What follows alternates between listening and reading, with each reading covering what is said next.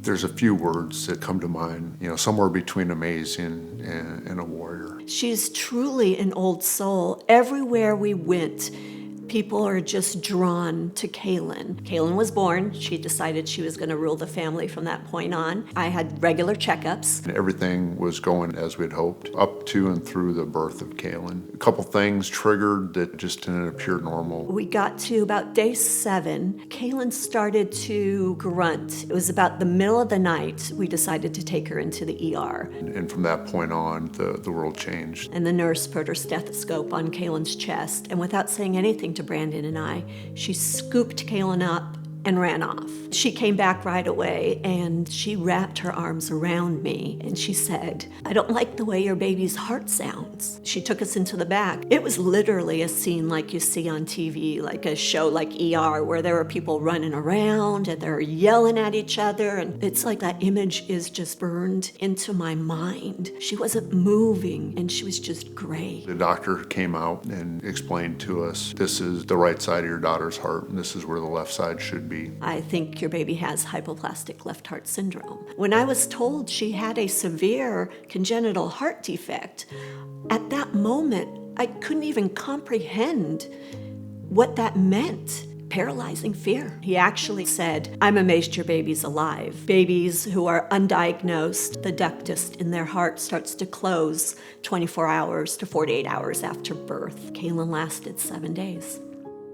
It was about day 10, they said, "We have to do the first open heart surgery." They flat out told us that they didn't think she was going to pull through. She pulled through. We went in for Kaelyn's second open heart surgery and she was 4 months old. The surgery was successful, and then post-surgery is when everything just started to go wrong. When the time came where we would be looking to have her third open heart surgery at about 2 years old, it was very apparent that she was not a candidate. We would cling on to hope for advances. 5 years before she was born, most kids weren't surviving with this. Now here we are. What's going to be next? Waiting.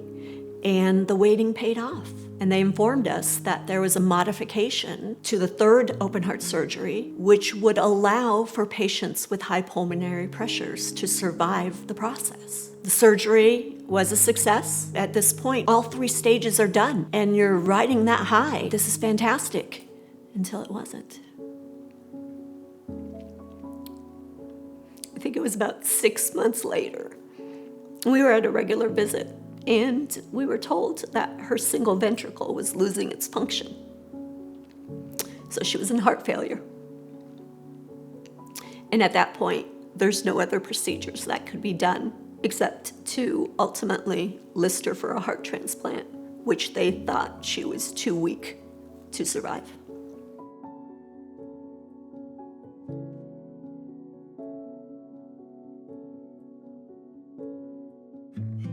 I am Kaelyn Graham. I am 19. I was born with hypoplastic left heart syndrome, 41 surgeries, all related to my heart.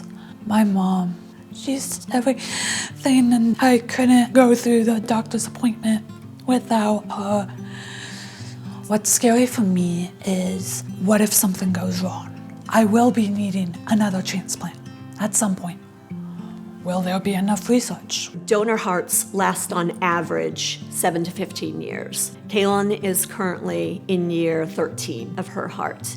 It's pretty much guaranteed that at some point she will require another heart transplant. The research now is absolutely pivotal, and the American Heart Association is essential to those developments. The American Heart Association is important to us because they are the ones who fund the research which is needed in order to give Kaelyn the chance at a full life. I graduated in June of 2023. However many years ago, we wouldn't think that I would be graduating. And now I'm a college student. I am studying American Sign Language. I'm passionate about it. I want to help those people. I'd love working at Disney to interpret for shows, parades for the deaf community so they can experience those lyrics, that character. What are they saying? How do they feel? It shows me that anything is possible. And I have hope that she continue and live a long, healthy, happy life as long as the research keeps moving forward so will we.